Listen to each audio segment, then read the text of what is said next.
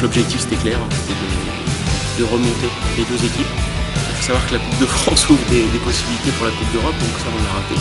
C'est-à-dire qu'il y a des objectifs qui sont sportifs, on les a atteints. Il y a des objectifs qui étaient humains, il y a des objectifs sociaux qui sont autour, etc.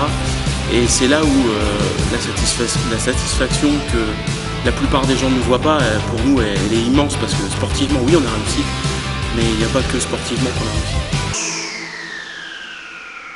Comment tu vas? Bah bien, bonne intersaison. Bonne intersaison? Ah, c'est les vacances un petit peu?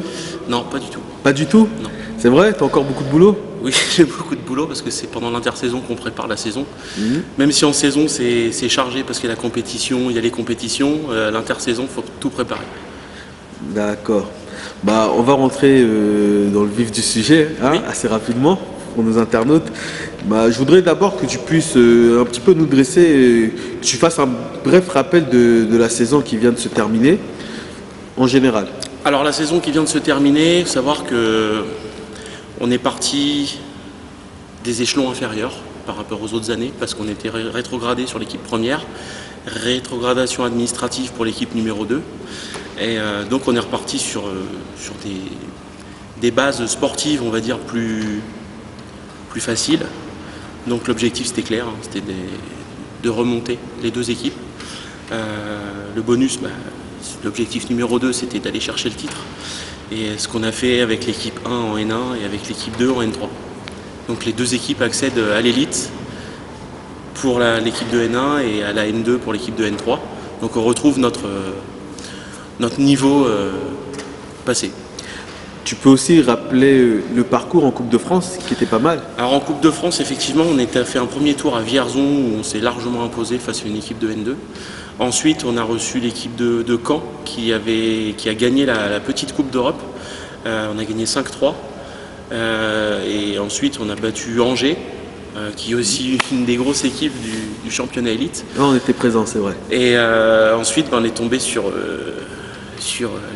la grosse équipe française, Anglette, en demi-finale à la Halle Carpentier. Et on n'a pas réussi à gagner tout simplement. On a perdu un score très sévère, 9-3, en sachant qu'on a mené 3-1, 2-1. À 2-1, on a l'occasion de marquer 2 buts, on ne prend pas l'avantage et ils reviennent tout doucement à la pause. C'est tout proche et puis en deuxième mi-temps, on craque. Donc là, en fait, vous avez raté de peu une participation au championnat d'Europe, en fait. Ouais. Il faut savoir que la Coupe de France ouvre des possibilités pour la Coupe d'Europe, donc ça, on l'a raté. Mais après, la saison fut très bonne. Voilà. Et quel bilan tu peux dresser par rapport aux ambitions du début de saison que tu avais? Alors, ce qui est flatteur, en fait, c'est d'avoir des objectifs, de réussir ces objectifs et d'aller au-delà. C'est-à-dire qu'il y a des objectifs qui sont sportifs, on les a atteints. Il y a des objectifs qui étaient humains, il y a des objectifs sociaux qui sont autour, etc. Et c'est là où la satisfaction que la plupart des gens ne voient pas, pour nous, elle est immense parce que sportivement, oui, on a réussi, mais il n'y a pas que sportivement qu'on a réussi. D'accord. Et là, vous regagnez l'élite, oui. Ce qui est une bonne chose. Et comment se prépare la saison? Plutôt bien. Ça fait, voilà, on avait bouclé l'effectif début mi-mai quasiment, enfin bouclé. On avait la majeure partie des joueurs qui avaient donné leur réponse pour le mois de mai. Donc on repart sur un effectif de qualité, un effectif avec de l'expérience, avec une seule envie, c'est l'envie de gagner. Et il y a des grands noms du roller hockey qui vont composer leur valise ici? Dans les grands noms qui ont posé leur valise ici, il y a Patrick Sébec, mais bon, ça fait déjà quelques mois qu'il est à Rouen, il a confirmé. Donc il s'occupera des jeunes, il s'occupera de tout l'aspect entraînement du mineur. Et ensuite, on a Lucas Sik qui est le premier Tchèque à avoir évolué à Rouen, qui est devenu champion du monde, qui a été sélectionné en évoluant à Rouen et sélectionné en équipe de République tchèque, qui est devenu champion du monde en 2011, qui repose ses valises cette année. Donc c'est le frère de Jakub que vous avez pu voir cette année. Voilà. C'est ça, donc on peut préciser justement à nos internautes qu'il y a quand même des joueurs qui sont très cotés au niveau mondial qui jouent à Rouen quand même. Oui, au niveau mondial, il faut savoir que c'était très compliqué pour que Patrick Sebec vienne à Rouen. Ça s'est fait parce qu'il y avait un de ses amis qui était ici, que ça se passait bien, qu'il a eu des bons échos, et que derrière il y avait un projet qui n'était pas que sportif, qui était vraiment un projet social, notamment par le fait d'entraîner les jeunes, etc. Savoir que c'est son métier en République tchèque, donc de concilier la vie professionnelle, l'ambition sportive avec des projets de club, c'est ce qui nous a permis de faire venir Patrick. Ensuite, il n'y a pas que Patrick, il y a des gens comme Thomas Auvray qui a été capitaine cette année, qui font partie des meubles. Il a été formé, je me souviens encore quand il est arrivé ici alors qu'il était tout jeune, et il me disait moi mon objectif c'est de jouer avec toi, et voilà, donc Thomas pour sa part a participé au premier championnat du monde, c'est la première fois qu'il participait au championnat du monde avec l'équipe de France. Il y avait aussi Kevin Béziot, donc voilà, c'est très bien. Avec tous ces joueurs de talent, quelles vont être les ambitions des Spiders pour la saison à venir? Je ne vais pas faire une réponse à la Giroud. Vous n'avez pas de jouer le maintien, ça c'est clair et net. Notre objectif c'est d'aller chercher une place en play-off. En play-off et voir le titre alors? D'aller chercher une place en play-off.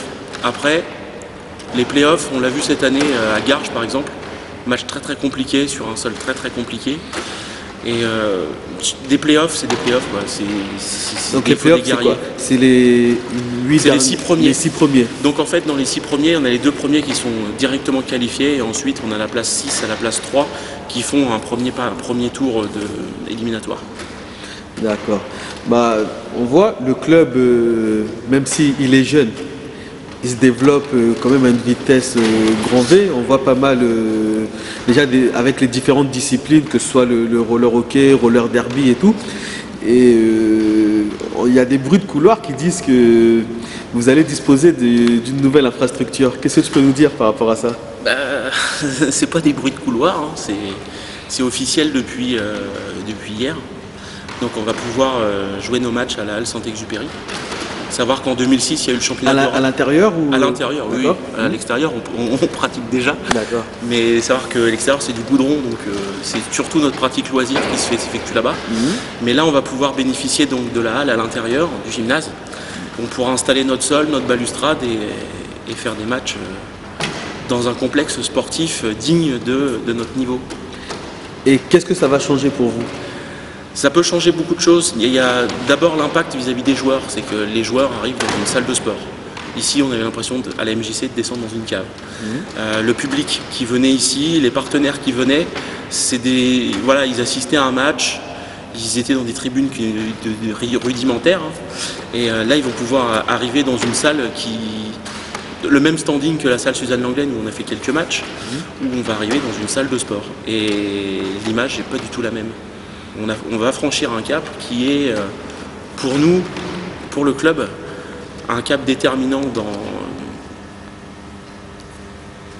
son fonctionnement à futur. Donc pour l'élite, mais pour les autres catégories, il faut savoir que effectivement ça va être installé pour l'élite, donc le gymnase on l'aura à partir de 17h30 le vendredi jusqu'au lundi 8h du matin. Donc effectivement on l'installera parce qu'il y a des matchs élites, mais il est évident qu'on ne fera pas que des matchs élites là-bas. On veut vraiment faire participer la totalité des licenciés du club et acteurs du club pour découvrir ce que c'est que de pratiquer dans une salle de sport d'un autre niveau.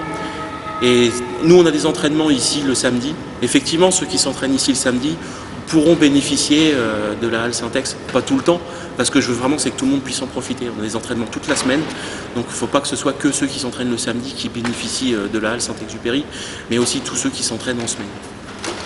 Et donc le dimanche matin et l'après-midi, on fera en sorte de caler un maximum de matchs de championnat, que ce soit régionaux, jeunesse ou pré-nationaux, afin que tout le monde puisse goûter à cette salle.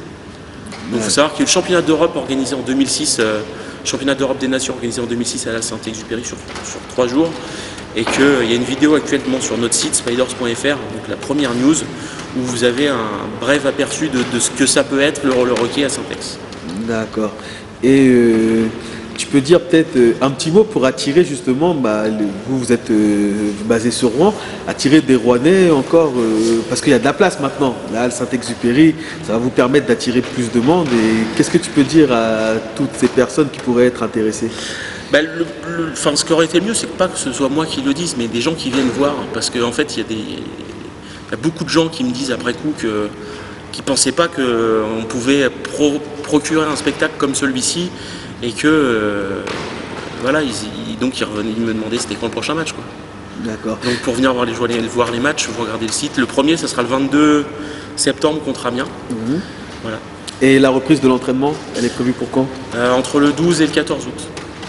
Donc c'est pour demain, quasiment demain. C'est pour demain. D'accord. En tout cas, c'est très gentil de ta part de nous avoir reçus une dernière fois donc dans ces locaux. Et je pense que nous serons amenés à nous revoir assez régulièrement dans la saison. Et donc on peut que te souhaiter une bonne continuation et on espère encore beaucoup de victoires pour les Spiders. Merci.